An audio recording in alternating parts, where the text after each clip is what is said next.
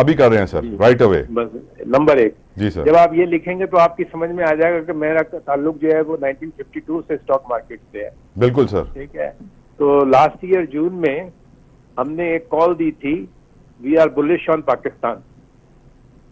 हमारी जो फर्म है K-Trade, उसने ये कॉल दी थी, we are bullish on Pakistan. तो उस वक्त जो है मार्केट तकरीबन 38,000 पर थी। आज के दिन डॉलर टर्म में पाकिस्तानी स्टॉक मार्केट की जो रिटर्न है वो 100% है, जिसका मतलब ये है कि आज जो है अगर पूरे एशिया की मार्केट्स में, दुनिया की मार्केट्स में कोई एक मार्केट की रिटर्न देखें तो पाकिस्तान ने 100% रिटर्न जो है डॉलर टर्म्स के अंदर दुनिया को दिखाया है। तो why not let's celebrate that. क्यों, एक तो अच्छी खबर जो है दुनिया को पाकिस्तान से मिल रही है, और दूसरी चीज जो इसकी असल वजह है वो ये है कि जो हमारी कॉर्पोरेट अर्निंग्स रही हैं वो काफी अरसे से जो है सबड्यूड थी मार्केट, तो उसको लोग अप्रिशिएट नहीं कर पा रहे थे। और अब कॉर्पोरेट अर्निंग्स जो है वो ये ठीक है कि हमारी और महंगाई और दूसरी सारी चीजों से आम आवाम के ऊपर उसका असर हुआ है, लेकिन कॉर्पोरेट अर्निंग्स जो है मैशत के कई शोबों में आपने देखा होगा कि हमारी जो इंडस्ट्रियल ग्रोथ है वो करीबन 6% के करीब बढ़ी है, और उससे अंदाजा हो जाता है कि जो हमारी कॉर्पोरेट अर्निंग्स हैं उस पर उसका इम्पैक्ट आता है। दूसरा एक चीज आप ये भी ध्यान में रखें कि आईटी का एक बहुत बड़ा शोबा जो है वो एड ऑन हो गया है।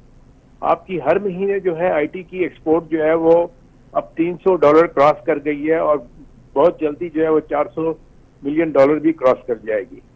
तो बहुत सारी जो कंपनियां आईटी की वो भी लिस्ट हो गई हैं, उनके ऊपर भी जो है बहुत उसका अच्छा असर पड़ता है। दूसरा, बैंकों की अर्निंग्स जो है वो भी कई गुना बढ़ गई हैं। आप बैंकों की अर्निंग्स के हिसाब से देखें तो जो अर्निंग्स बैंक पहले 2 बिलियन 4 बिलियन करते थे, अब वो 40-40 बिलियन की। सर हुकूमत जो उनसे कर्जा लेने लग गई है सर।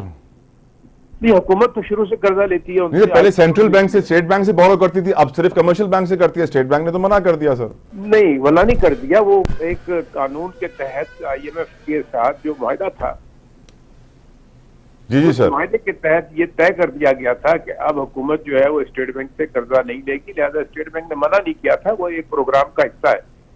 अच्छा, इसकी वजह से जब कर्जे जो है वो हुकूमत बैंकों से लेती है तो उसकी कॉस्ट जो है वो हुकूमत को अदा करनी पड़ती है, जो हम डेफिसिट की सूरत में देख रहे हैं कि हमें 7 ट्रिलियन रुपीज जो है वो इसके अदायगी में करने पड़ेंगे। ये एक बहुत बड़ा फिक्र का और लम्हा है, लेकिन बैंकों की अर्निंग तो बढ़ रही है ना, तो स्टॉक मार्केट तो उसकी वजह से जो है बैंकों की अर्निंग की वजह से आज सब बैंकों में अपर लॉक थे। जी हाँ। और उसके अलावा जो अच्छी बात थी वो ये थी कि इंटरनेशनल इन्वेस्टर्स की बाइंग जो है वो मार्केट में आज बहुत ज्यादा नजर आ रही थी। हर काउंटर के ऊपर जो है इंटरनेशनल इन्वेस्टर्स की बाइंग थी, और ये पिछले 4 महीने से मुस्तकिलन ये हो रहा है इलेक्शन के बाद से कि इन्वेस्टर्स जो है, फॉरेन इन्वेस्टर्स, वो पहले उन्होंने $200 मिलियन की इन्वेस्टमेंट की थी, और इस पिछले 2 दिन के अंदर मैं समझता हूँ कि $100 मिलियन की इन्वेस्टमेंट जो है वो मजीद उनकी तरफ से यकीनन आई होगी। हमारे पास भी आज फॉरेन ऑर्डर्स काफी बड़ी तादाद में थे, जी सर, जो कि अभी कंटिन्यू करेंगे। Right sir. तो सर एक और इम्पोर्टेंट क्वेश्चन, के मार्केट में अभी भी जो है 20 से 25% का रन मुमकिन